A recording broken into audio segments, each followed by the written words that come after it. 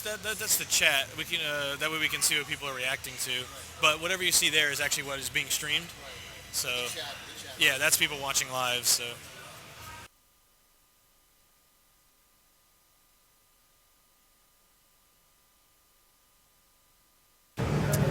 Hey Capcom community, welcome to our 4 o'clock stream. Let me adjust my mic here. We just got done with Resident Evil 6 earlier, but right now we actually have a special guest with us. We've got Tommy Tallarico. Where is he? I don't know. If you could help us figure that out. Oh wait, that is me. Yes, and Gregor Man flanking him on the side. Hi. And I just wanted to, obviously, wanted to talk about video games live. It's a big show this week at E3. We do. Cool. It's crazy. In fact, wait, I got to hook you guys up here. See. You got the flyer, but you got to get one of these going. Yeah, these are actually. You got the Video Games Live flyer. See how that works? See how it's smart? I made it the exact same size. And you waited till we were on the stream to do it. As the thing, so. Nice. VGL. Yeah, no. So we're playing. We've been touring the show for 8 years now, and every year at E3. We do our big, huge, one of the biggest shows of the year because we have so many game developers here from all over the world. Right. So, at the show tomorrow, we're debuting Skyrim, world premiere of Skyrim, world premiere of Diablo 3, World of Warcraft: Mists of Pandaria, Journey from Sony. We're doing some Star Fox, Pokemon.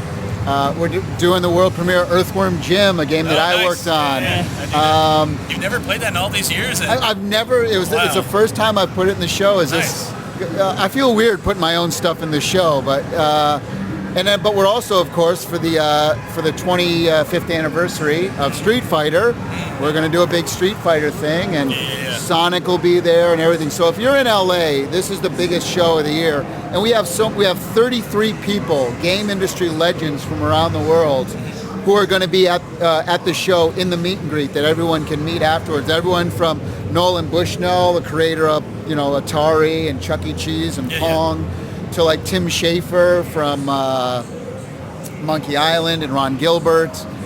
We got Al Lowe, the guy who created Leisure Suit Larry. Do you guys know who Lindsey Sterling is? No, top of my head. Lindsey Sterling is the violinist on YouTube. She did a Zelda thing. Okay. She did Skyrim. She does these epic cinematic videos. She's going to be playing in our show as well. What do we got here? It says Genius Time. Where's Gamer Wars 4? Yeah, that's a good question from Chris RE5. We are actually working on Gamer Wars 4 right now. For those, Gamer Wars is this really stupid thing that we created with Mega 64. Nice. And it's pretty funny. So please tell me the time we guest on VG Empire. What is VG Empire? That is something I'll talk about later. Okay. Is it top secret? It's not top secret. I just probably shouldn't do it on this stream. Oh, okay. Yes, I think Brett may or may not do. Yes. Gotcha. Okay. Yes, but I know who Nuka-Cola is. I know what you're doing. Oh, okay.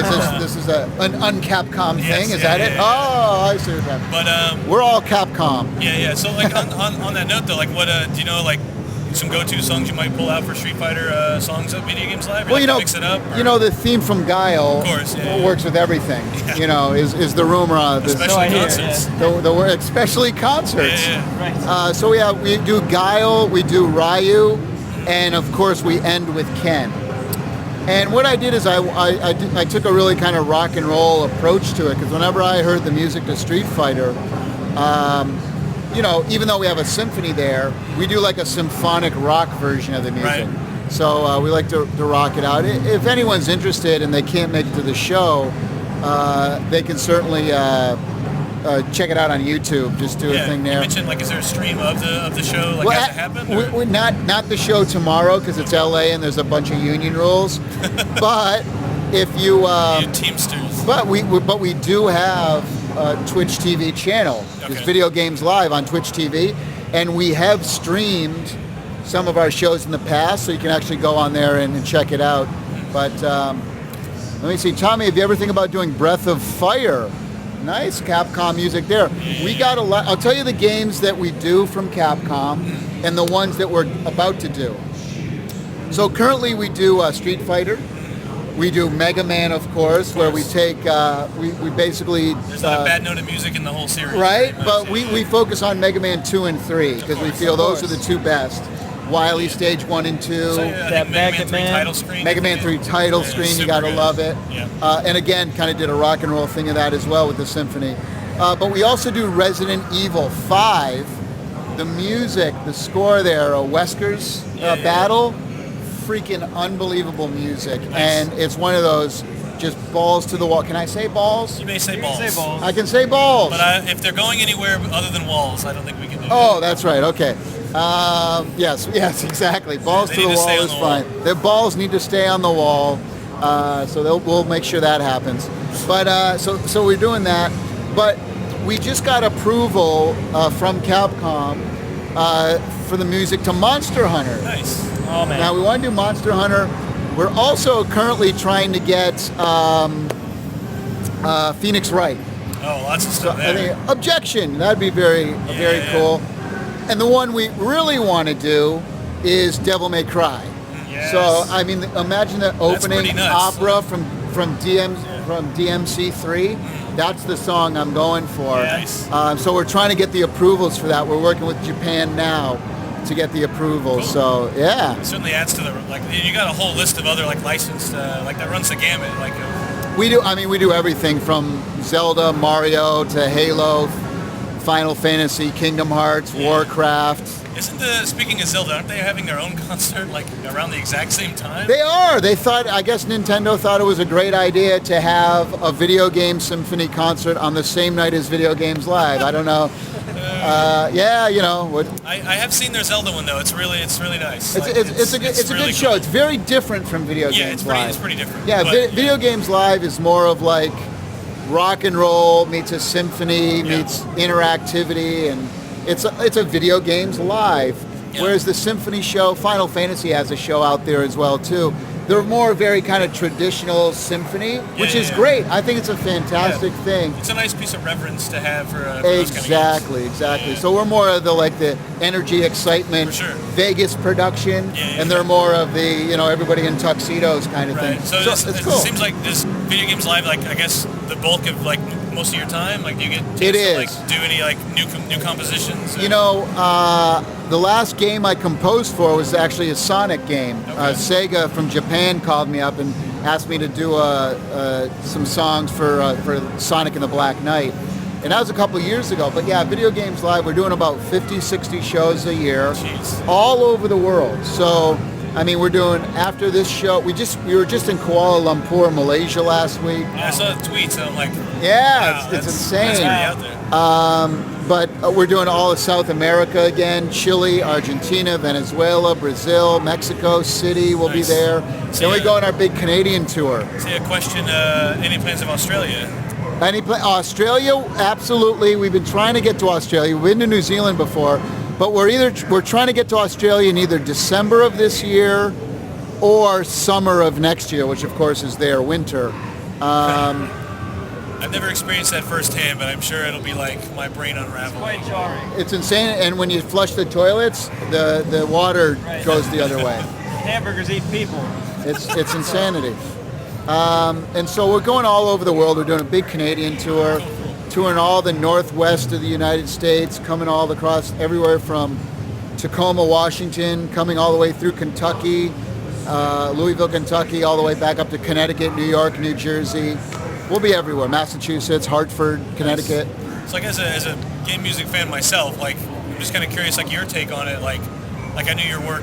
I think I have your greatest hits volume 1 and 2. Oh my gosh, you're going way. The keyboard. And you're the guy who bought that. the guitar. And it's weird. But I had this pocket. It was the '80s. Leave me alone. Yeah. Well, I just had this pocket of friends, and we all had it. So I just assumed, man, game music's the most biggest popular thing, right? And then I realized, wait, no one. Why doesn't more people listen to this? So yeah, I grew up with a skewed view of game music, that everyone loved it. So but then through the internet you find out, a lot of people actually did. See, that's the thing. They really did it, but it was more of a closet underground thing. Yeah. But you go to I always give the example of people are like, oh, movie music is so big and popular, but games are even bigger than movie scores, and I'll tell you why. I'll prove it to you. There's a website called ocremix.org. You know it, right?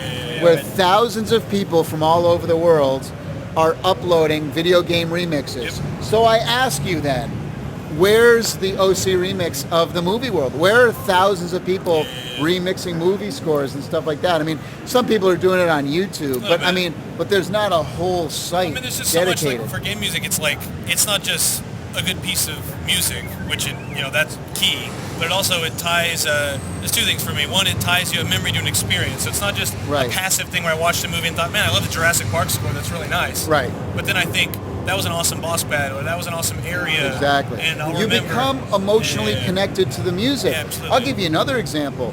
When you're the character, when you're playing a video game and you are that character, the game music, it's like it becomes the soundtrack of your life. It's your life, right? Yeah. When you're playing like stuff like,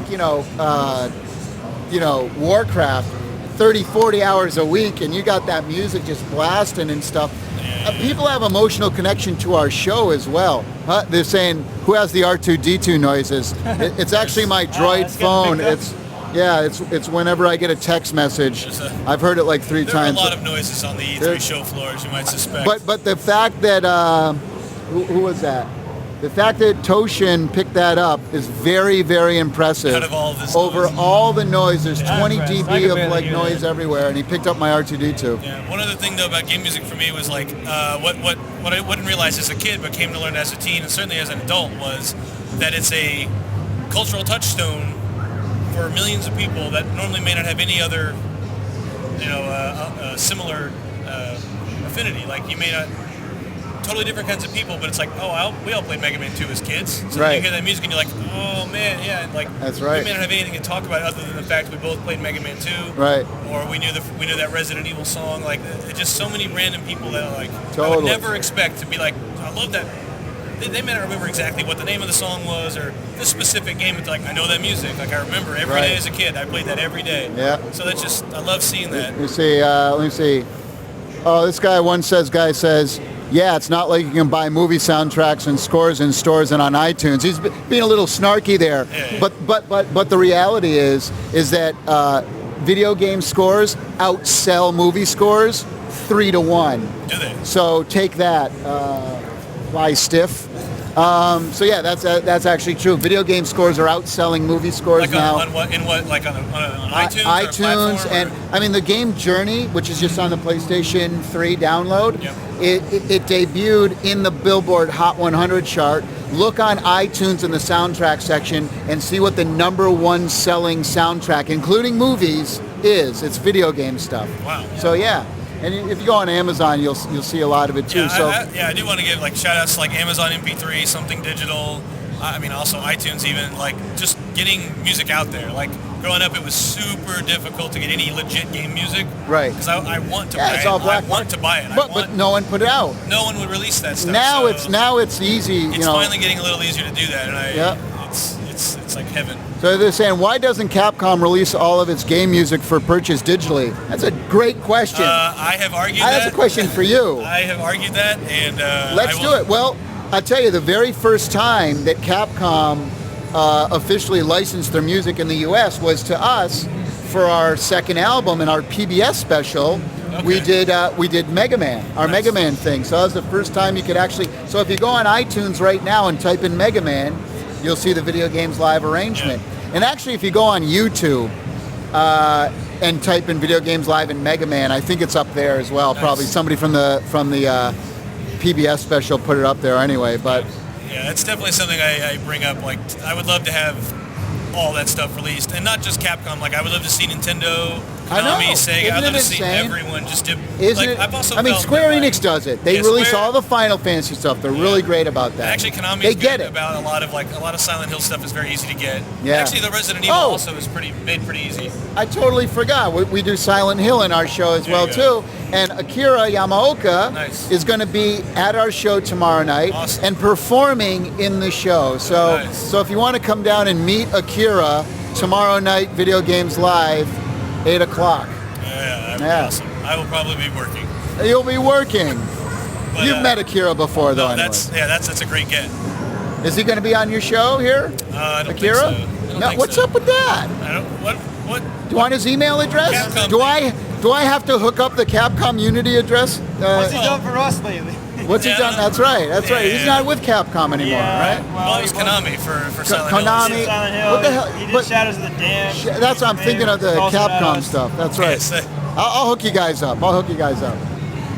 yeah, we got time for a couple more questions. If you any more in the chat, or actually, what's the next after E3 show? The next what's the next show? South America. South America. That's South right. America. Yeah. And then back to the U.S. in pretty late, I guess. Or Right after that, we go into Canada from Okay. South America, and then we do our whole Canadian tour, starting in the East Coast, going all the way to the West, Okay. and then coming out, and then we start doing America from the West Coast back to East. It's quite so a- that'll be in November. a Grand Zorro pattern. It's stupid, but yeah, but that's what we're doing. Yeah. Cool. Where in Canada are you going, Tommy? Says Toshin. Because I think he's on the east coast of Canada. Okay, so we're playing in Montreal, Toronto, Kitchener, Ottawa, Saskatchewan, Edmonton, Calgary, and Vancouver. I think that's all of them. I love Vancouver. If everyone wants to go to videogameslive.com. Yeah. So yeah. Cool. I probably got time for one more question, guys. We can pick one more out of here.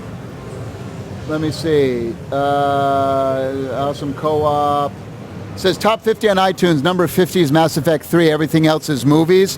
That list changes from Yeah, week to fluctuates week. a lot. So Yeah, I mean, definitely it'll peak and valley as around a new release comes out. So even though Mass Effect 3 stuff is great. right. Speaking of Mass Effect, Jack Wall is doing Lost Planet 3. That's right. He is. Who Yep. did Mass Effect 1 and 2. He did so. Mass Effect 1 and 2. And Of he's course, also Myst 3 and 4. A co-conspirator with you for. He co-founded Video Games Live with me, but Yeah. he's not with Video Games Live anymore Yeah. because we were doing 50, 60 shows, so we were always touring. So Jack wanted to write game music for Capcom. Yeah. So he's like, oh, you know what? I want to compose music. So Nice. Well, are you going to get Jack in here? if he's around, I got it. Again, let me hook you guys up. I'll happily do it. I tell you what, we'll get you going. We'll have to give when we Yeah. call. guess, Here he says, Nuka Cola says, Tommy, which is better, Genesis or SNEP sound chip? Wow, that's a great unloaded question. It's a loaded question. Fine, better. Let me right? tell you what my personal favorite was. Right. I'm not talking from a technical standpoint. From a technical standpoint, the Super Nintendo had 8 channels of sampled songs, sampled sound chip. The Genesis only had 1 channel of sampled, but it had 6 FM synthesis sounds. For me, I liked working and writing music in the Genesis better because you got a more beefy, Your punchy, FM synthesis. synthy sound. So when I worked on games like Global Gladiators and Earthworm Jim and Cool Spot and Aladdin, Yeah. we worked on the Genesis first, and then we ported them over to the Super Nintendo. Yeah. So But yeah, it's just like apples and oranges to a degree, though. It is. I mean, yeah, there's a list this long of great Genesis music and a list that long of great Super NES music. I know, Like, it's great. You're talking ActRaiser on Super Oh, you got it, Nintendo, yeah. Super Mario World. I mean, there's so much great stuff. What if, of all the Earthworm Jim, one, because it was on multiple platforms. Right. Do you have one that you feel is that's the Earthworm Jim version? The best version of the game was on the Sega CD. Okay, that's what I was going for, actually. Yeah, because I recorded all the music in the studio. Nice. So it was all like live guitars Yeah, yeah. and stuff like that. So That's probably one that has the music on the CD, because there's that's all right. red You could book. just take it out and put That it was like and a play golden it. age for me. I'm like, oh, these suckers Terminator on don't the know Sega it's on CD. the discs. Yeah, totally. Yeah. Let me see what else it says. Tommy, why do you think video game music producers are less heavy-handed on legal matters than their movie counterparts? I'm not sure I understand that question. What's your favorite classic game soundtrack? Would probably be Super Mario World. Is some of my favorites. Mega Man 2 and 3, of course. Are there any shows recording and releases live albums? Yes. We did a big PBS special. We have a DVD, a Blu-ray, and an album. It all has Mega Man on it, actually. Blu-ray's really good. Thank you. Any plans to show video games? Or are we chatting with greasy bastards all day? We showed games for hours. No, and it's true. I am Italian, 100% Italian, so that does constitute me as a greasy bastard. Sorry. It's okay. It's the internet. Let's keep it clean here. What else do they have to do? Come on. What do we got? Donkey Kong 2 music. We're playing that in the show tomorrow night. Resident Evil 6. The best VGM that gives true atmosphere is Capcom's Silent Hill. Capcom rocks. Okay, I screwed up. I'm sorry. Yeah, that was Konami, obviously, is Silent Hill. Yeah, it's a live show. What do you... You don't understand the question. I think he was maybe mentioning, like, it seems like if John Williams writes a score, he's going to go... You're going to, you can bank on the fact that he's going to get... All the rights are going to be associated back to him. Oh, well, that's not true, though. But, yeah, all of the...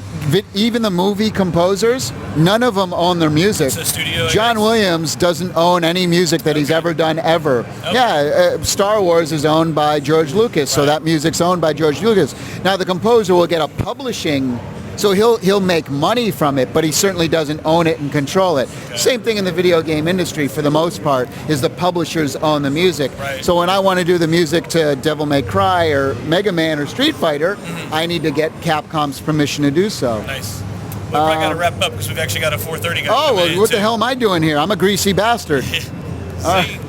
Yeah, but no, thanks for coming on. All right. It was awesome, though. And then again, the show's tomorrow, 8 o'clock? Tomorrow, 8 o'clock, Nokia Theater. Go on videogameslive.com. We also have a really interactive Facebook page, as you know. So we're always taking requests from people and really interacting with everyone. So watch us on Facebook, too. Awesome. Well, thanks a lot. Awesome. Thank you. We'll be back shortly. For all you greasy bastards. I think we're hitting our bastard quota for the day.